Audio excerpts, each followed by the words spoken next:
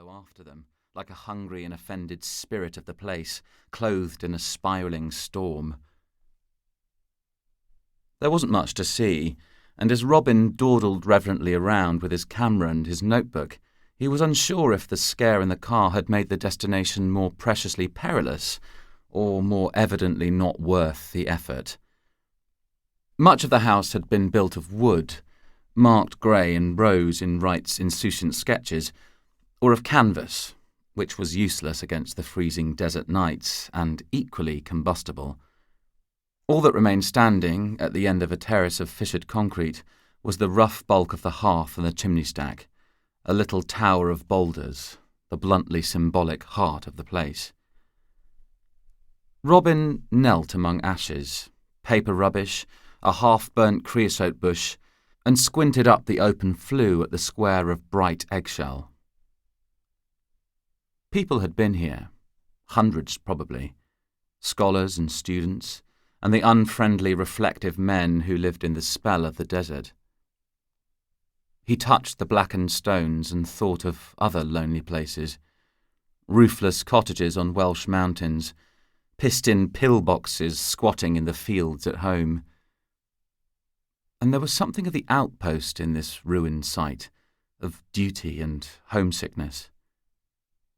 But then he straightened up and saw the view. Away to the right, the boy was bailing sand out of the footwells of the car.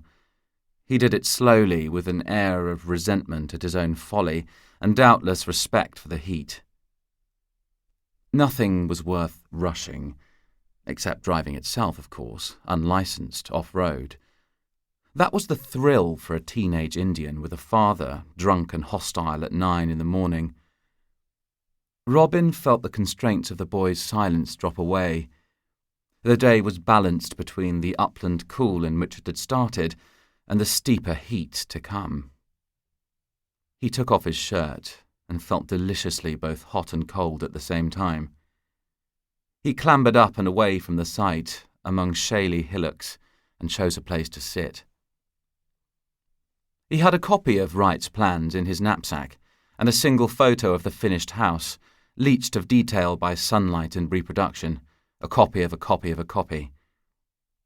From here he could see the vestigial triangle of the layout, and, matching a distant mountain with a grey shadow in the picture, admire the defiant caprice of the project. He hoped he had shown a similar spirit in coming here. He had never seen a desert before. Nothing much emptier than the cropped Dorset heaths of his childhood, with clumps of pine and the broom pods popping like pistol caps in the June heat. Nothing much grander than Snowdon or Scafell.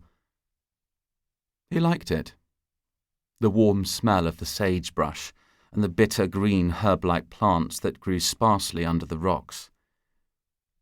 The place was desolate, but the air was benign, and had high flickers of birdsong in it. What were they, springing upwards from the shelter of bushes? Not larks. The word fieldfare came sheepishly to mind. He was 23, and it was his first time in America. He found the company of Americans made him stiff and formal, though these were qualities he was unaware of in himself before.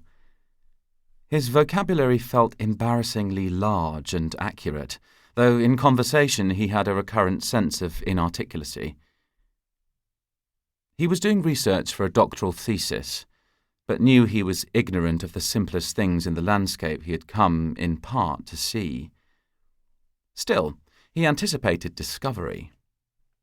As he sat frowning into the sun, with little breezes curling over his naked back, he felt he had America's in him. He had never been so alert or so free. A little way off from the concrete standing, he scuffed over something white and squatted down to pick it out of the dust. It was a rough piece of sanitary porcelain, about 3 inches square, with the letters SEMPE on it, perhaps part of Semper, forever. He smiled at that, and because there was also an architect called Semper, so very different from Frank Lloyd Wright. With a quick suppression of ethical